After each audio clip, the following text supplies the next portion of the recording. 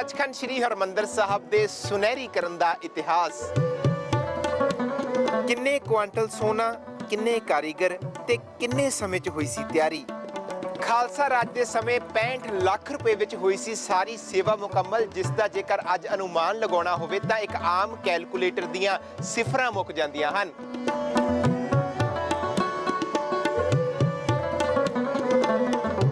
इकल्ला सोना ही नहीं, छत विच जड़त ने बेशकीमती नग। केवल महाराजा रणजीत सिंह ही नहीं सगों होर भी सिख सरदारां दा रहा सी अहम योगदान।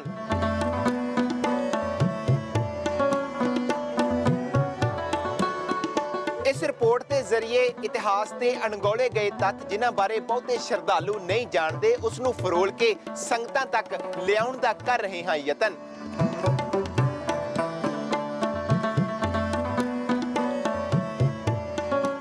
जे हरमंदर एक क्षमा है तो सिख परवाना है, जो उस क्षमा ते हस हस के कुर्बान हुंदा है ते अपने इरादियां तो डोलदा नहीं। जे हरमंदर सिख कौम लई आन शान ते गौरव दा प्रतीक है तो सिख उस गौरव दा अनिखड़वां अंग है। ये सुंदर सुवर्ण मंदिर जां गोल्डन टैंपल नहीं ते ना ही संगमरमरी मंदिर है। ये तां सगों डिठे सभे थाव नहीं तुद जिहे आए। श्री गुरु अर्जन देव जी के समय सचखंड श्री हरमंदर साहब की नींह रखी गई। अप्रैल 1762 ईस्वी तक ये महान अस्थान उसे रूप दे विच कायम रहा। कोपर हीड़े दे वड्डे घल्लूघारे तो बाद अहमद शाह अब्दाली ने इस महान अस्थान के ताल नूं मिट्टी दे नाल पूर दिता ते महान अस्थान दीआं नीहां दे विच बारूद रखवा के इमारत नूं उड़ा दिता। अक्तूबर 1764 ईस्वी च सरदार जस्सा सिंह आलूवालिया के हथों दोबारा सचखंड श्री हरमंदर साहब की नींह रखा उसारी शुरू कर दी गई।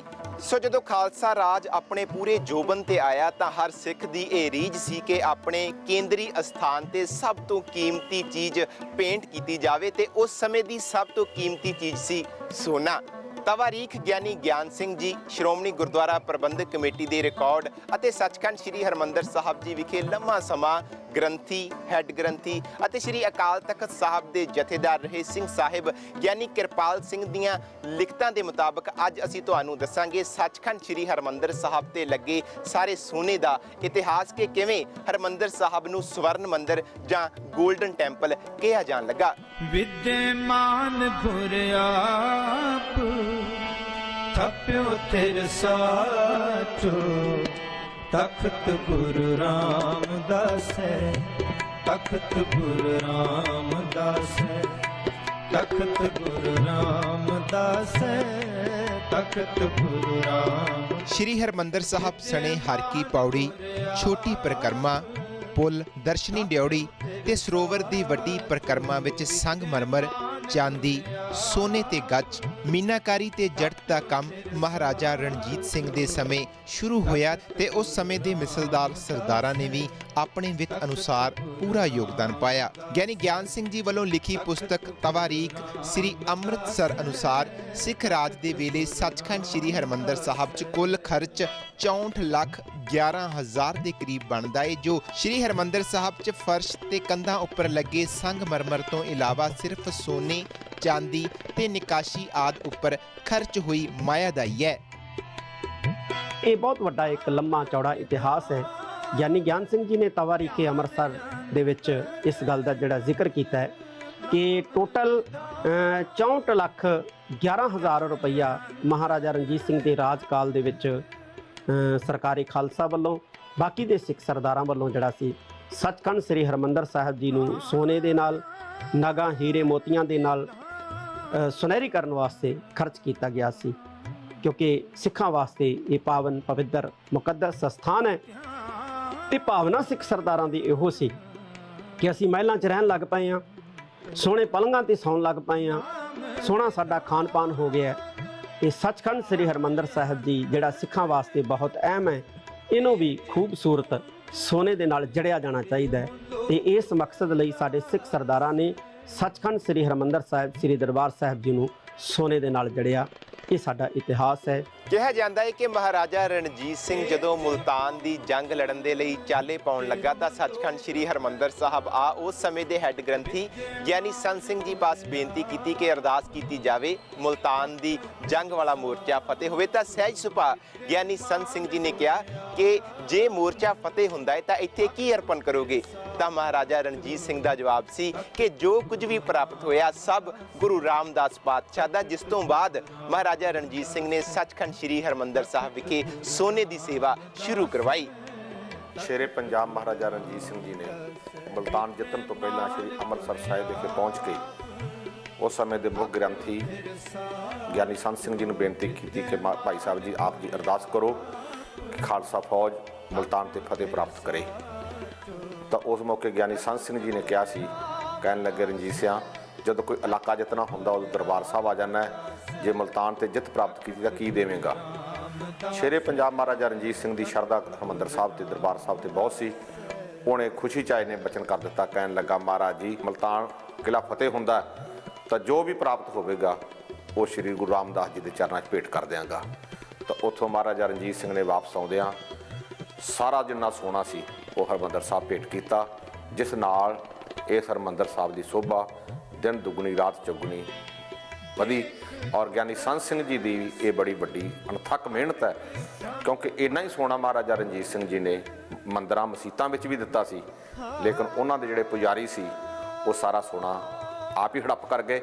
ਲੇਕਿਨ ਗਿਆਨੀ ਸੰਤ ਸਿੰਘ ਜੀ ਨੇ ਬੜੀ ਸ਼ਿੱਦਤ, ਮਿਹਨਤ ਔਰ ਇਮਾਨਦਾਰੀ ਨਾਲ ਧੰਨ ਗੁਰੂ ਰਾਮਦਾਸ ਜੀ ਦੇ ਘਰ ਦੀ ਸੇਵਾ ਨਿਭਾਈ, ਤਾਂ ਜੋ ਇਹ ਦਰਬਾਰ ਸਾਹਿਬ ਦੀ ਸ਼ੋਭਾ ਸੋਨੇ ਨਾਲ ਸਾਰੇ ਵਰਲਡ ਵਿੱਚ ਪ੍ਰਸਿੱਧ ਹੋਈ।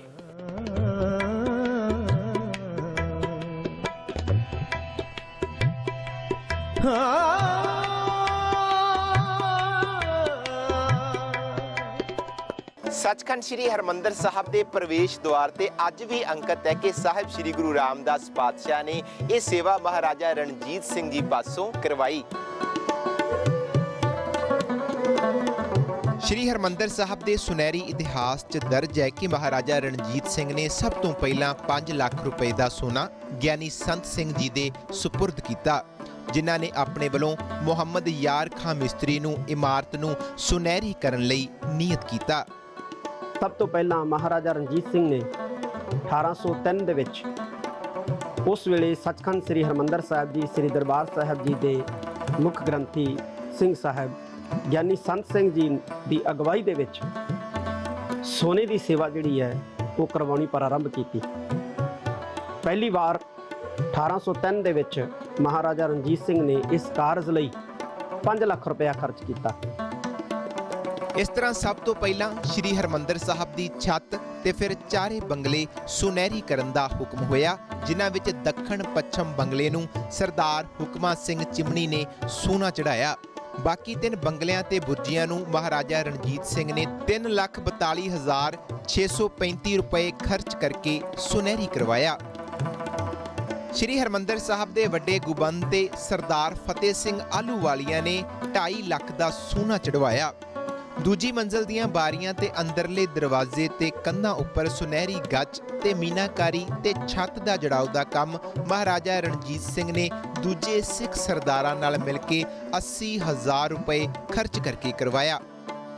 ਚੜ੍ਹਦੇ ਪਾਸੇ ਦੇ ਦਾਲਾਨ ਦੀ ਛੱਤ ਨੂੰ ਰਾਣੀ ਸਦਾ ਕੌਰ ਕਨਈਆ ਮਿਸਲ ਦੀ ਸਰਦਾਰਨੀ ਨੇ 1,75,300 ਰੁਪਏ ਖਰਚ ਕਰਕੇ ਸੁਨਹਿਰੀ ਕਰਵਾਇਆ। ਬਾਕੀ 3 ਦਲਾਨਾਂ ਦੀ ਛੱਤ ਨੂੰ ਉਸੇ ਨਮੂਨੇ ਦੀਆਂ ਮਹਾਰਾਜਾ ਰਣਜੀਤ ਸਿੰਘ ਨੇ ਸੁਨਹਿਰੀ ਕਰਵਾਇਆ, ਜਿਨ੍ਹਾਂ ਉੱਪਰ ਮਹਾਰਾਜਾ ਦਾ 5,35,332 ਰੁਪਏ ਖਰਚ ਆਇਆ। ਪੌੜੀਆਂ ਵਾਲੇ ਪਾਸੇ ਦੀ ਛੱਤ ਮਹਾਰਾਜਾ ਰਣਜੀਤ ਸਿੰਘ ਨੇ ਸੁਨਹਿਰੀ ਕਰਵਾਈ।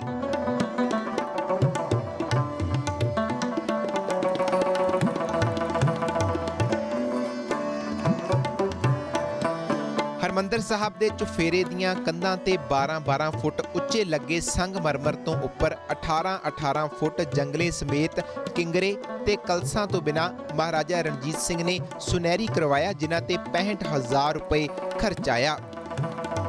ਛੋਟੀ ਛੱਤ ਤੇ ਵਿਚਕਾਰਲੀ ਕੰਧ ਮਹਾਰਾਜਾ ਖੜਕ ਸਿੰਘ ਨੇ ਸੁਨਹਿਰੀ ਤਿਆਰ ਕਰਵਾਈ। ਉੱਤਰੀ ਪਾਸੇ ਦੀ ਛੱਤ ਭਾਈ ਰਾਮ ਸਿੰਘ ਪਛੋਰੀਏ ਨੇ ਸੁਨਹਿਰੀ ਕਰਵਾਈ। ਪੱਛਮ ਵੱਲ ਦੀ ਛੱਤ ਦੇ ਅੰਦਰੋਂ ਕੰਧ ਭਾਈ ਰਾਮ ਸਿੰਘ ਤੇ ਭਾਈ ਗੁਰਮੁਖ ਸਿੰਘ ਜੀ ਲੁਬਾਣੇ ਨੇ ਸੁਨਹਿਰੀ ਕਰਵਾਈ। ਪੂਰਬੀ ਛੋਟੀ ਛੱਤ ਭਾਈ ਚੈਨ ਸਿੰਘ ਗੰਢ ਨੇ ਸੁਨਹਿਰੀ ਕਰਵਾਈ। ਵੱਡੇ ਗੁੰਬਦ ਦੇ ਹੇਠ ਚੌਹਾਂ ਕੋਣਾਂ ਤੇ 4 ਛੋਟੀਆਂ ਗੁੰਬਦੀਆਂ ਤੇ ਉਹਨਾਂ ਚੌਹਾਂ ਵਿਚਕਾਰ ਹਰ ਪਾਸੇ 9 ਕੁੱਲ 36 ਕਲਸ਼ ਹਨ, ਜਿਨ੍ਹਾਂ ਨੂੰ ਭਾਈ ਭਾਗ ਸਿੰਘ ਫਤਿਹ ਸਿੰਘ ਆਲੂਵਾਲੀਆ ਨੇ ਸੁਨਹਿਰੀ ਕਰਵਾਇਆ। ਵੱਡੇ ਗੁੰਬਦ ਦੇ ਹੇਠਲੇ 12 ਦਰਵਾਜ਼ਿਆਂ ਤੇ ਸੁਨਹਿਰੀ ਕੰਮ ਸਰਦਾਰ ਬਸੰਤ ਸਿੰਘ ਖੇੜੀਵਾਲੇ ਨੇ ਕਰਵਾਇਆ।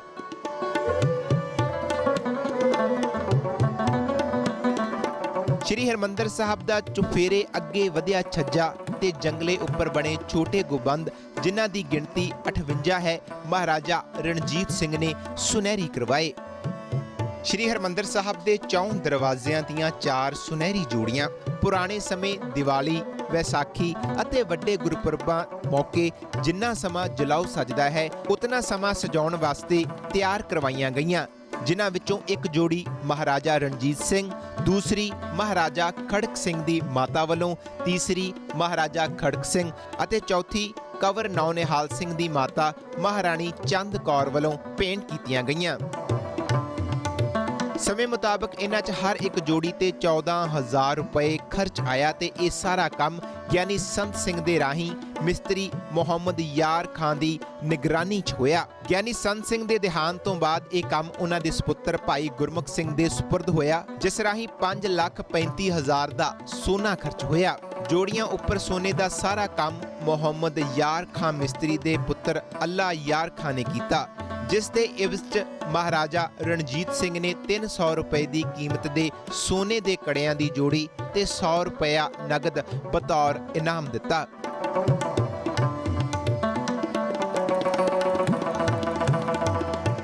ਸ਼੍ਰੀ ਹਰਿਮੰਦਰ ਸਾਹਿਬ ਦੀ ਤੀਜੀ ਮੰਜ਼ਲ ਤੇ ਚੋਬੀ ਝੰਡਾ ਸੀ, ਪਰ ਸੰਮਤ 1893 ਬਿਕਰਮੀ ਚ ਲਾਲਾ ਰਾਮ ਕ੍ਰਿਸ਼ਨ ਦਾਸ ਤੇ ਲਾਲਾ ਚੰਦ ਖੱਤਰੀ ਨੇ ਚੋਬੀ ਝੰਡੇ ਉੱਪਰ ਸੁਨਹਿਰੀ ਕੰਮ ਦਿੱਤਾ। ਇਤਿਹਾਸਕ ਹਵਾਲਿਆਂ ਦੇ ਅਨੁਸਾਰ ਸ਼੍ਰੀ ਹਰਿਮੰਦਰ ਸਾਹਿਬ ਦੀਆਂ ਛੱਤਾਂ ਸਿੱਖ ਸਰਦਾਰਾਂ ਨੇ ਪਹਿਲਾਂ ਚਾਂਦੀ ਦੀਆਂ ਬਣਾਈਆਂ। ਸ਼੍ਰੀ ਹਰਿਮੰਦਰ ਸਾਹਿਬ ਅੰਦਰੋਂ 2 ਪਾਸਿਆਂ ਦੀਆਂ ਛੱਤਾਂ ਸਰਦਾਰ ਤਾਰਾ ਸਿੰਘ ਗੈਬਾ ਨੇ ਚਾਂਦੀ ਦੀਆਂ ਬਣਾਈਆਂ ਤੇ ਮੀਨਾਕਾਰੀ ਕਰਵਾਈ। ਤੀਜੇ ਪਾਸੇ ਦੀ ਛੱਤ ਸਰਦਾਰ ਪ੍ਰਤਾਪ ਸਿੰਘ ਤੇ ਸਰਦਾਰ ਜੱਸਾ ਸਿੰਘ, ਇਸੇ ਤਰ੍ਹਾਂ ਚੌਥੇ ਪਾਸੇ ਦੀ ਛੱਤ ਸਰਦਾਰ ਗੰਡਾ ਸਿੰਘ ਪਸ਼ੌਰੀਏ ਨੇ ਤਿਆਰ ਕਰਵਾਈ। ਸ਼੍ਰੀ ਹਰਿਮੰਦਰ ਸਾਹਿਬ ਦੇ ਚੌਂਕ ਅਤੇ ਹਰਕੀ ਪੌੜੀ ਦੀਆਂ ਚਾਂਦੀ ਦੀਆਂ ਛੱਤਾਂ ਮਹਾਰਾਜਾ ਰਣਜੀਤ ਸਿੰਘ ਅਤੇ ਮਹਾਰਾਜਾ ਖੜਕ ਸਿੰਘ ਨੇ ਤਿਆਰ ਕਰਵਾਈਆਂ। ਮਹਾਰਾਜਾ ਰਣਜੀਤ ਸਿੰਘ ਦੇ ਦੇਹਾਂਤ ਤੋਂ ਬਾਅਦ ਮਹਾਰਾਜਾ ਖੜਕ ਸਿੰਘ ਨੇ ਦਰਬਾਰ ਸਾਹਿਬ ਦੀ ਸੇਵਾ ਦਾ ਕੰਮ ਉਸੇ ਤਰ੍ਹਾਂ ਜਾਰੀ ਰੱਖਿਆ।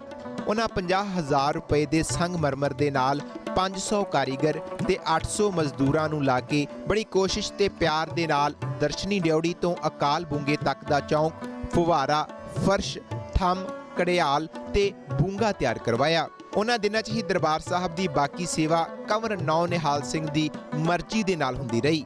ਕੰਵਰ ਸਾਹਿਬ ਦਾ ਵਿਚਾਰ ਬਣ ਚੁੱਕਾ ਸੀ ਕਿ ਇਸੇ ਤਰ੍ਹਾਂ ਦੀ ਪਰਿਕਰਮਾ ਅਤੇ ਇਸੇ ਤਰ੍ਹਾਂ ਦਾ ਦਰਬਾਰ ਤਰਨਤਾਰਨ ਸਾਹਿਬ ਵਿੱਚ ਵੀ ਤਿਆਰ ਕੀਤਾ ਜਾਵੇ।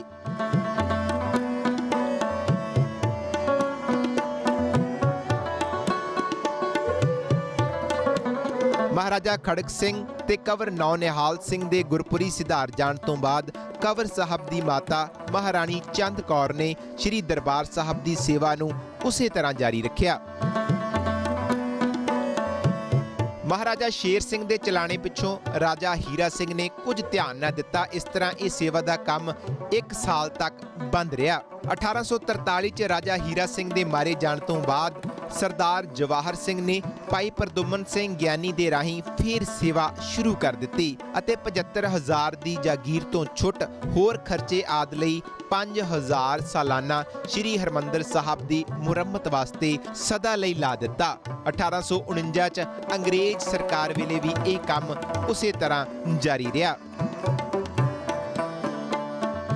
ਸ਼੍ਰੋਮਣੀ ਗੁਰਦੁਆਰਾ ਪ੍ਰਬੰਧਕ ਕਮੇਟੀ ਦੇ ਹੋਂਦ 'ਚ ਆਉਣ ਤੋਂ ਬਾਅਦ ਕਿਸੇ ਵਿਸ਼ੇਸ਼ ਸੇਵਾ ਦੀ ਲੋੜ ਮਹਿਸੂਸ ਨਾ ਹੋਈ, ਪਰ 2 ਨਕਾਸ਼ਾਂ ਦੀ ਡਿਊਟੀ ਜ਼ਰੂਰ ਸੀ ਜੋ ਚਿੱਤਰਕਾਰੀ ਦੇ ਕੰਮ ਵਿੱਚ ਮੁਰੰਮਤ ਕਰਦੇ ਰਹਿੰਦੇ। ਲਗਭਗ 1955 ਈਸਵੀ ਤੋਂ ਬਾਅਦ ਗੱਚ ਤੇ ਨਕਾਸ਼ੀ ਦੇ ਸਾਰੇ ਹਿੱਸੇ ਨਵੇਂ ਬਣਾਉਣੇ ਸ਼ੁਰੂ ਕੀਤੇ ਗਏ, ਕਿਉਂਕਿ ਸੰਗਤਾਂ ਵੱਲੋਂ ਕੰਧਾਂ ਤੇ ਹੱਥ ਲਾਉਣ ਦੇ ਨਾਲ ਚਿੱਤਰਕਾਰੀ ਦੀਆਂ ਸ਼ਕਲਾਂ ਕੱਸ ਚੁੱਕੀਆਂ ਸਨ।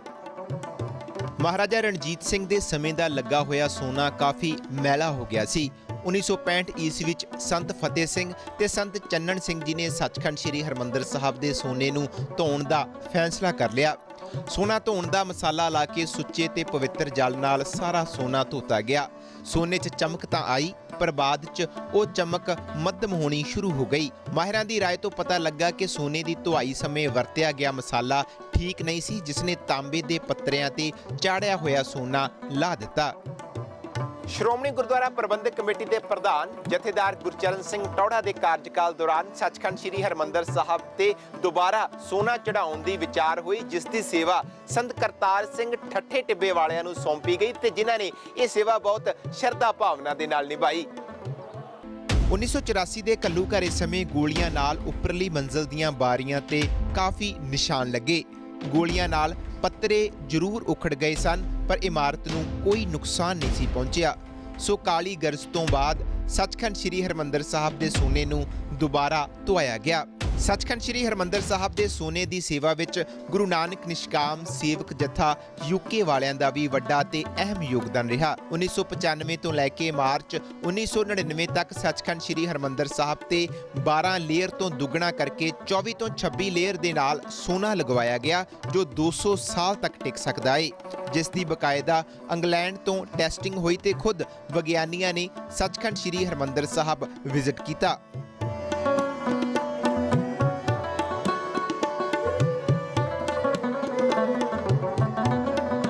ਉਹ ਇੱਕ ਅਦਭੁਤ ਸੇਵਾ ਸੀ, ਕਿਉਂਕਿ ਉਹ ਤਕਰੀਬਨ ਕੋਈ 200 - 250 ਸਾਲ ਤੋਂ ਬਾਅਦ ਇੰਨੇ ਵੱਡੇ ਸਕੇਲ ਤੇ ਕੀਤੀ ਗਈ ਸੀ। ਵਿੱਚ ਕਿਤੇ ਥੋੜੀ ਬਹੁਤੀ ਸੇਵਾ ਹੁੰਦੀ ਰਹੀ ਹੈ, ਜਦੋਂ ਕਿਤੇ ਮਹਿਸੂਸ ਕੀਤੀ ਜਾਂਦੀ ਰਹੀ ਹੈ।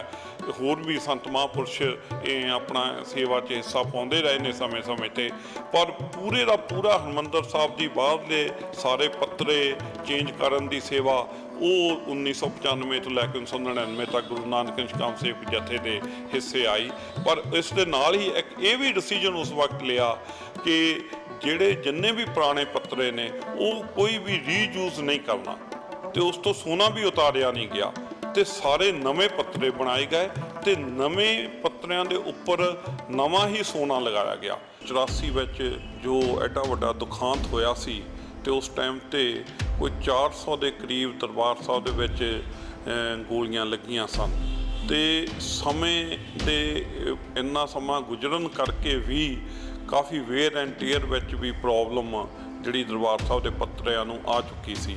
ਗੋਲਡ ਗਿਲਡਿੰਗ ਕੀਤੀ ਜਾਂਦੀ ਸੀ, ਜਿਹਨੂੰ ਆਪਾਂ ਵਰਕ ਲਗਾਉਣਾ ਕਹਿੰਦੇ ਆ, ਤੇ ਪਰ ਹੁਣ ਦੀ ਨਵੇਂ ਯੁੱਗ ਦੇ ਵਿੱਚ ਪਲੇਟਿੰਗ ਦਾ ਕੰਮ ਹੁੰਦਾ, ਗੋਲਡ ਪਲੇਟਿੰਗ ਕੀਤੀ ਜਾਂਦੀ ਆ। ਤੇ ਉਹਨਾਂ ਨੇ ਕਿਹਾ ਕਿ ਗੋਲਡ ਗਿਲਡਿੰਗ ਕਿਉਂ ਕਰਨੀ ਆ ਤੇ ਗੋਲਡ ਪਲੇਟਿੰਗ ਆਪਾਂ ਕਿਉਂ ਨਹੀਂ ਵਿਚਾਰਦੇ, ਤੇ ਲੇਕਿਨ ਇਸ ਚੀਜ਼ ਨੂੰ ਵੀ ਕੰਪੈਰੀਜ਼ਨ ਕਰਨ ਵਾਸਤੇ ਉਹਨਾਂ ਨੇ ਐਕਸਪਰਟ ਜਿਹੜੇ ਉਹ ਆਇਰਲੈਂਡ ਤੋਂ ਬੁਲਾਏ, ਮਾਸਕੋ ਤੋਂ ਬੁਲਾਏ, ਤੇ ਫਿਰ ਉਸ ਤੋਂ ਬਾਅਦ ਇੱਕ ਜੂਲੀ ਕੁਆਰਟਰ ਹੈ ਬਰਮਿੰਗਮ ਦੇ ਵਿੱਚ, ਪੁਰਾਣੀਆਂ ਪਲੇਟਾਂ ਉੱਥੇ ਲਿਜਾ ਕੇ ਉਹਨਾਂ ਨੂੰ ਟੈਸਟ ਕਰਾਇਆ, ਤੇ ਨਵੀਆਂ ਪਲੇਟਾਂ ਤੇ ਗੋਲਡ ਪਲੇਟਿੰਗ ਵੀ ਕਰਾਈ, ਗੋਲਡ ਗਿਲਡਿੰਗ ਵੀ ਕਰਵਾ ਕੇ ਉਹਨਾਂ ਦੇ ਟੈਸਟ ਕਰਾਏ।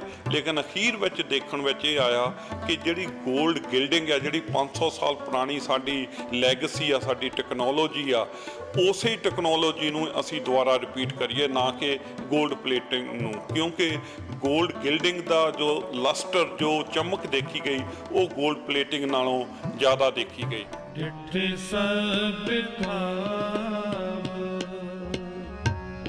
ਨਹੀਂ ਤੁਧ ਜਿਹਾ, ਨਹੀਂ ਤੁਧ ਜਿਹਾ, ਡਿਠੇ ਸਭ ਥਾਵ, ਡਿਠੇ ਸਭ ਥਾਵ।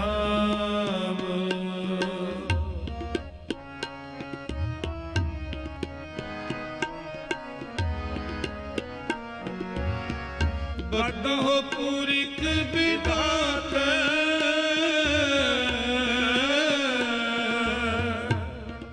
ਹੁਣ ਵੀ ਹਰ ਸਾਲ ਨਿਸ਼ਕਾਮ ਸੇਵਕ ਜਥਾ ਯੂਕੇ ਵੱਲੋਂ ਸੱਚਖੰਡ ਸ੍ਰੀ ਹਰਮੰਦਰ ਸਾਹਿਬ ਦੇ ਸੋਨੇ ਦੀ ਧੁਆਈ ਰੀਠਿਆਂ ਦੇ ਨਾਲ ਕੀਤੀ ਜਾਂਦੀ ਹੈ। ਸੱਚਖੰਡ ਸ੍ਰੀ ਹਰਮੰਦਰ ਸਾਹਿਬ ਦੇ ਸੋਨੇ ਦੇ ਇਤਿਹਾਸ ਤੇ ਆਧਾਰਿਤ ਇਹ ਸੀ ਸਾਡੀ ਖਾਸ ਪੇਸ਼ਕਸ਼। ਤੁਹਾਡੇ ਜ਼ਿਹਨ ਦੇ ਵਿੱਚ ਕਿਸੇ ਵੀ ਤਰ੍ਹਾਂ ਦਾ ਸਵਾਲ ਹੈ ਤਾਂ ਤੁਸੀਂ ਸਾਨੂੰ ਮੇਲ ਕਰ ਸਕਦੇ ਹੋ। ਹੁਣ ਮੈਨੂੰ ਪਰਮਜੀਤ ਸਿੰਘ ਨੂੰ ਦਿਓ ਇਜਾਜ਼ਤ। ਦੇਸ਼ ਦੁਨੀਆ ਦੀਆਂ ਵੱਡੀਆਂ ਖਬਰਾਂ ਲਈ ਤੁਸੀਂ ਇਸੇ ਤਰ੍ਹਾਂ ਬਣੇ ਰਹੋ ABP ਸਾਂਝਾ ਦੇ ਨਾਲ। ਵਾਹਿਗੁਰੂ ਜੀ ਕਾ ਖਾਲਸਾ, ਵਾਹਿਗੁਰੂ ਜੀ ਕੀ ਫਤਿਹ। ਨਹੀਂ ਤੁਧ ਜਿਹਾ, ਨਹੀਂ ਤੁਧ ਜਿਹਾ, ਡਿਠੇ ਸਭ ਭਾਵ, ਡਿਠੇ ਸਭ ਭਾਵ।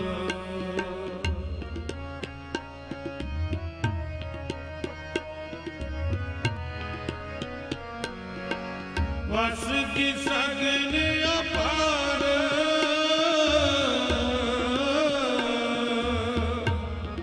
ਅਨੂਪ ਰਾਮਦਾਸ ਪੁਰ, ਅਨੂਪ ਰਾਮਦਾਸ